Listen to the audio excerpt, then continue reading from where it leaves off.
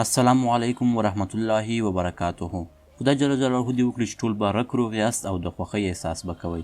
الله محمد حقپال یم، د جلال آباد افغانستان اوسیدونکی او د ایم ټک یوټیوب چینل او فیسبوک پیج چلونکی.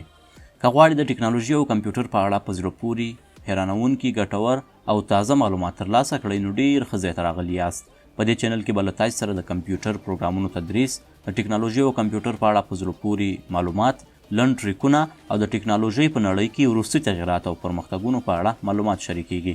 له تاسې مې هیله ده تر څو راسره وصل اوسئ او چینل مو درسره سبسکرایب کړئ تر څو له یاده شویو موضوعاتو څخه پر وخت خبر شئ.